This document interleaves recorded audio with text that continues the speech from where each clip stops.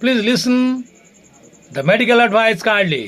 Don't eat rice every night. Don't eat rice every night. Please change your menu. Please change your menu. And you should eat something others than rice. Or you should have an alternative to rice, everyone. Please kindly. অনুগ্রহ করে শুনুন এবং ডাক্তারি বিষয়ক উপদেশগুলো আপনারা মেনে চলুন দয়া করে। প্রতিদিন রাত্রে ভাত খাবেন না, প্রতিদিন রাত্রে ভাত খাবেন না। অনুগ্রহ করে আপনার মেনু পরিবর্তন করুন। ভাতের বিকল্প হিসাবে আপনাকে অন্য খাদ্য খেতে হবে এবং প্রত্যেকের মেনে চলুন প্লিজ কাইন্ডলি। রোজ রাতে ভাত খাচ্ছেন, আজই বন্ধ করুন, না হলে সর্বনাশ। রোজ রাতে যদি আপনি ভাত খান, আপনার কি কি হতে পারে জানুন, এবং ভাতের পরিবর্তে আপনি কি কি খেতে পারেন বা কি কি খাবার ভাতের পরিবর্তে আপনার শরীরে উপকারী জানাবো পুরোটাই। ভিডিওটি দেখুন। ভাত বাঙালির পছন্দের খাবারগুলির মধ্যে অন্যতম এবং খুব কমন একটি খাবার, কিন্তু রোজ রাতে ভাত খেলে মুশকিল।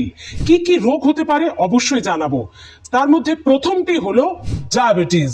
ডায়াবেটিসের ঝুঁকি বাড়িয়ে দেয় রোজ রাতে খাওয়া ভাত। রোজ রাতে ভাত খেলে আপনার হার্টের সমস্যা হতে পারে। রোজ রাতে ভাত আপনার হজমের সমস্যা তৈরি করতে পারে। রোজ রাতে ভাত খেলে আপনার ওজন বাড়তে পারে। রোজ রাতে ভাত খেলে আপনার ঘুমের সমস্যা হতে পারে। রোজ রাতে ভাত ফ্যাটি লিভারের ঝুঁকি বাড়িয়ে দেয়। এবার আসুন আপনাদের জানিয়ে দিই ভাতের পরিবর্তে আপনি কি কি খেতে পারেন। তার প্রথমটি হলো ডালিয়া, মুগ ডালের খিচুড়ি, সব রকমের সবজি দিয়ে স্যুপ, জোয়ার বা বাজরা বা রাগের রুটি, গমের আটার রুটি, কিনোয়া বা কুইনোয়ার খিচুড়ি বা উপমা।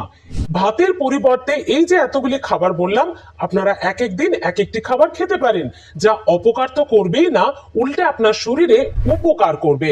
তাহলে আজ এ পর্যন্তই। রোজ রাতে ভাত আজ থেকেই বন্ধ।